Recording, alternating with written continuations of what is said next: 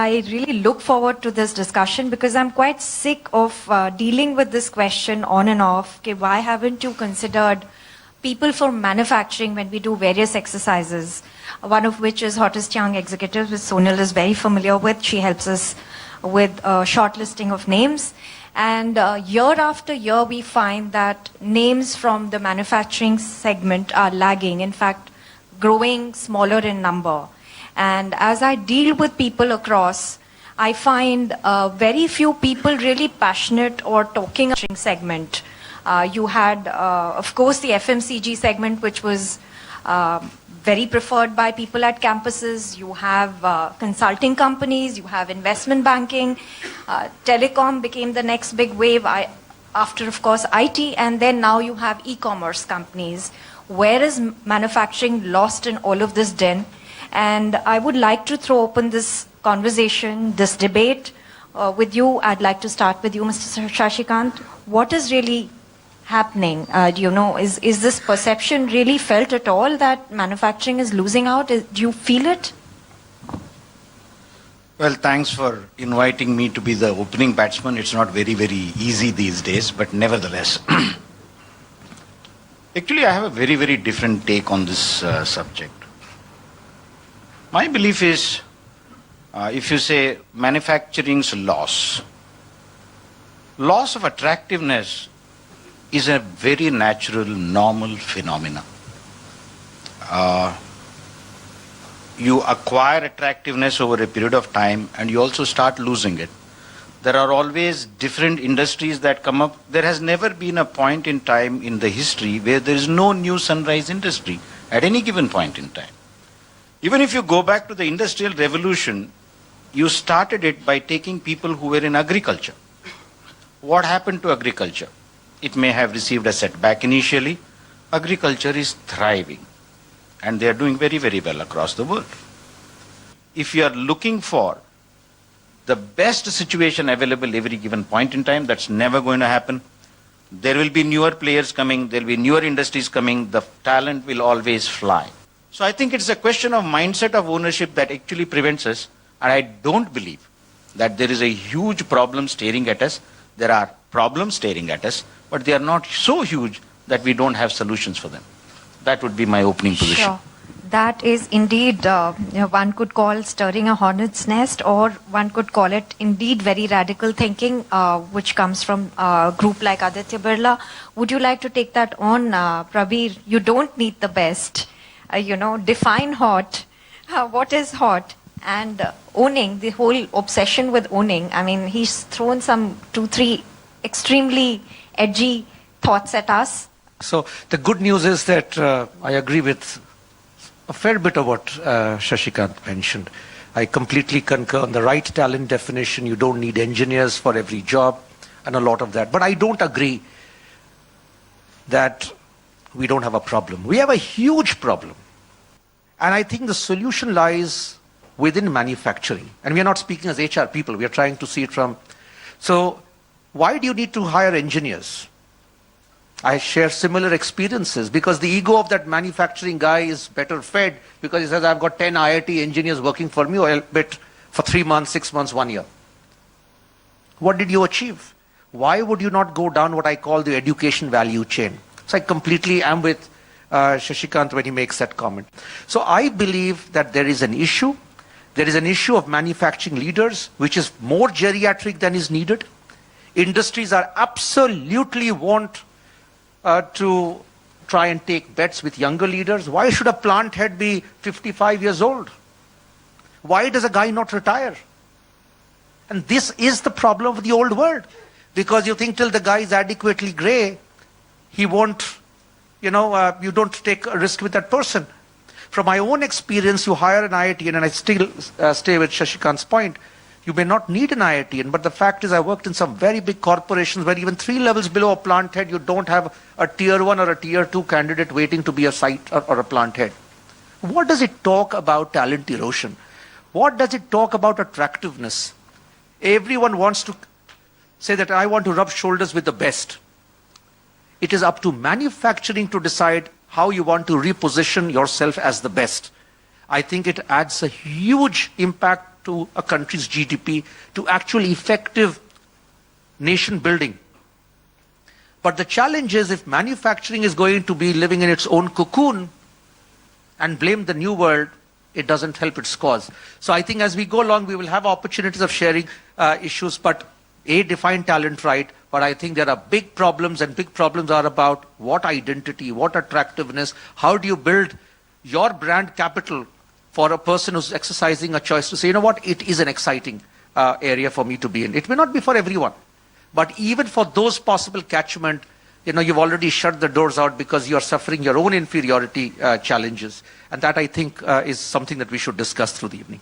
Yeah, thank you, Prabir, for nailing that. Sonal, I'll come back to you because I want you to, validate some of the thoughts that have been aired, because ultimately that's where the test lies when people come to you or when you sort of hear those conversations from people.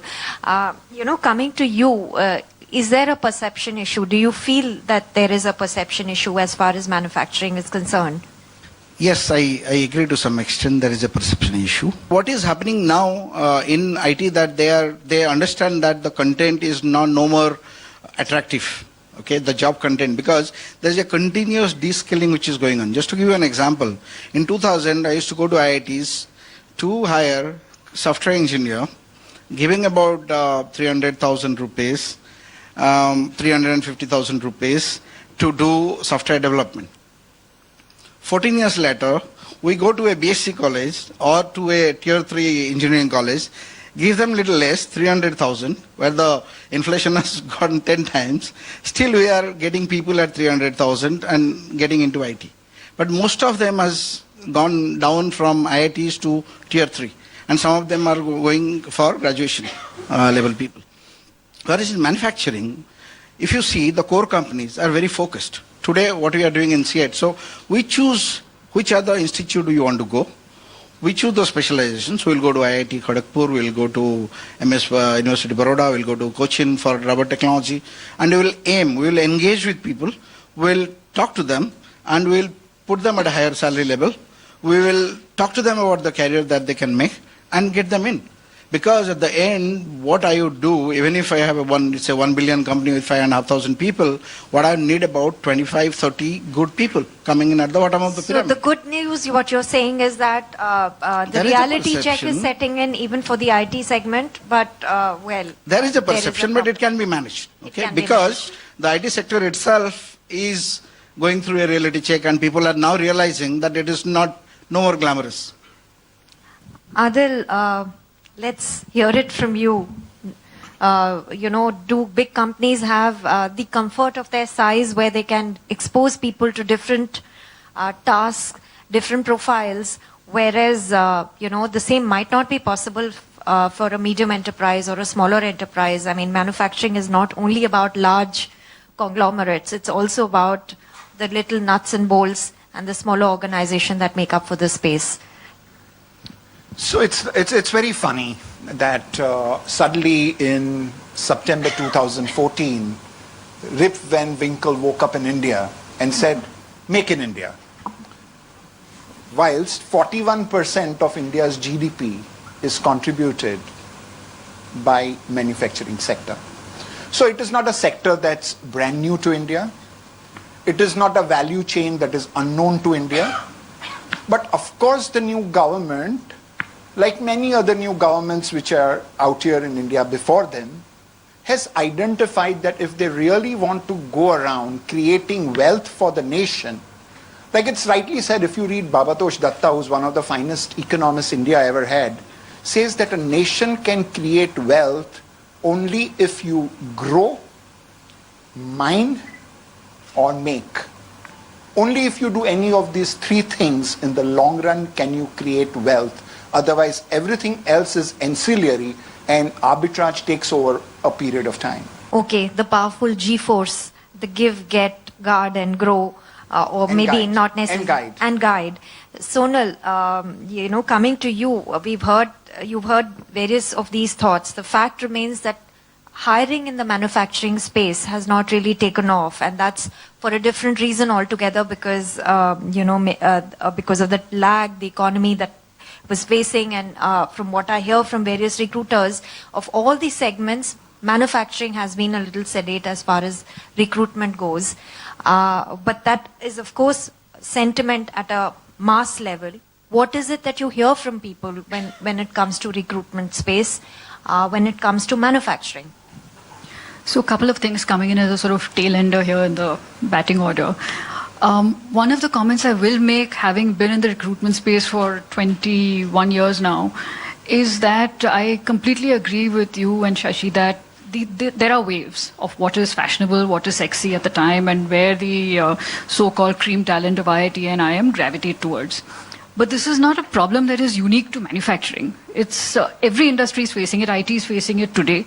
And you've gone through waves where all the brightest and the best wanted to be civil servants, or they wanted to be in the government or in the army way back. Then they wanted to be in PSUs. Then they wanted to be in the conglomerates, which was core manufacturing. Then it was financial services, technology, telecom. All of that happened.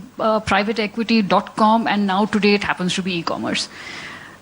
And all of us continue to face that, and we as recruiters continue to face the challenges of marketing opportunities to candidates in the non-fashionable segments. So it's a fact of life, but everybody goes through it. Manufacturing is not special from that perspective. So at this point, I would like the audience to sort of ask questions. I'm sure you have been holding your thoughts and you want to ask questions of the panel. Is there anyone who wants to? Hello, gentlemen. Why haven't we spoken a word about political influence in the manufacturing sector? First question. Having known that, what Manesar plant has gone through, relocation of Tata plant. Second, succession planning. Only these two. Who wants to take that on? I'll just make a quick comment, and I want someone else to answer. See, the political issue by itself is not a reason why someone wants to join a line or not. Do you think banks don't have political pressure? Do you think any other sector does not have political pressure? You all have to navigate through the system. I don't think that's the problem. Relocation issues. Companies shut down offices and relocate. So it's not unique to manufacturing. When you talk about succession, my comment to succession is it is a problem because the manufacturing hierarchy has traditionally been over multi-layered because it was in a command and control environment in which it grew. Right? So in a way, it's like, the back to the Nehruvian economics model. When you're changing the economic landscape, you'll also have to change the organization design landscape. So we talked about self-managed teams. We want to take greater risks with people. But manufacturing has not done enough. Like many companies have not done a good job. Let's be honest. We might say whatever. Many companies have not done a very good job with succession planning.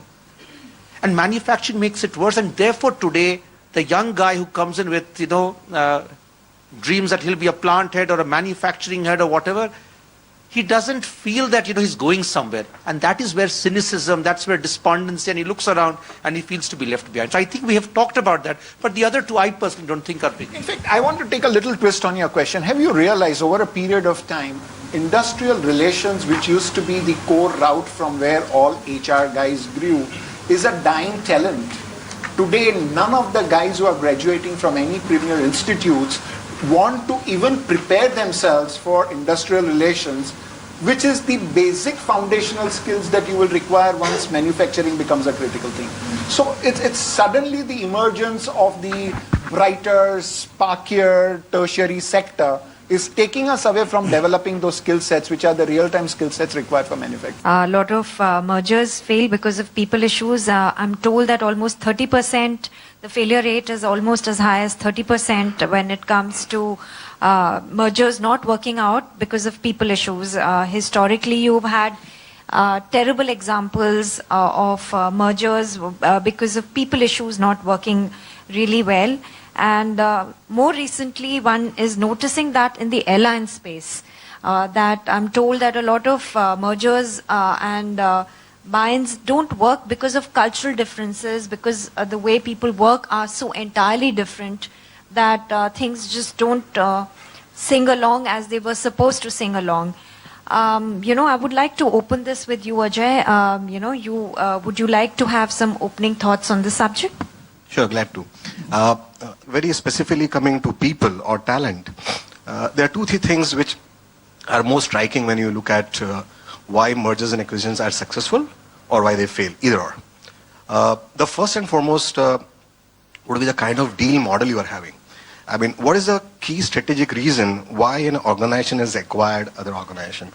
And as an HR professional, I think it's very important for us to recognize that, because creating and sustaining that value for the organization is one of the more important reasons for the merger to succeed. The second and equally important is the talent, where you look at in terms of your leadership talent, your right talent, what culture, what practices, and all those things which comes into it. Mr. Kaul, you've done these major acquisitions, mergers that you've been part of. What is it that you routinely come across? He says nothing is similar, one merger to another, nothing can be, replicated. What is that one factor that can be actually you've come across routinely? Fear? Is fear one of the factors? I would broadly put three areas. One is the culture, the second is to do with retention, and the third broad area is to do with engagement. To my mind, from an HR point of view, since the discussion is very specific, these are three broad areas that I would like to put together. And just to add the last point, when the Novelis acquisition was done, and I joined a little after that, but Shashi and other colleagues did a job. It was again from the entire executive committee that was there in Novelis. Not even one change was made.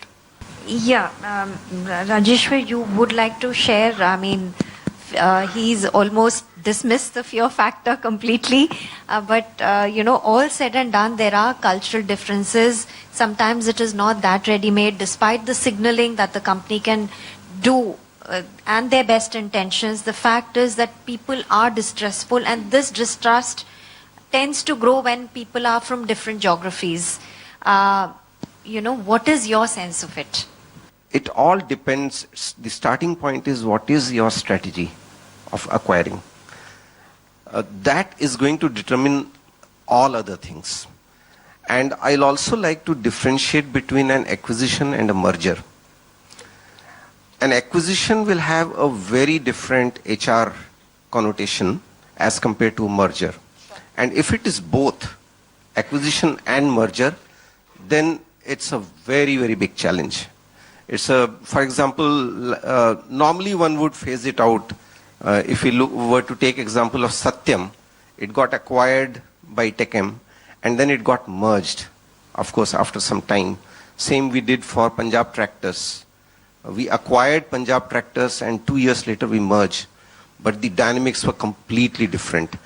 And this has a very specific relevance to the level of anxiety.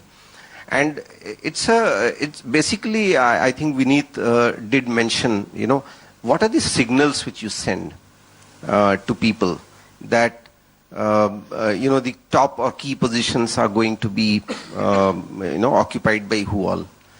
Extremely important part to manage this fear and anxiety is your governance. If at the outset, right in the beginning, if people are very clear, and I find this is the biggest mistake we have done, and we continue doing.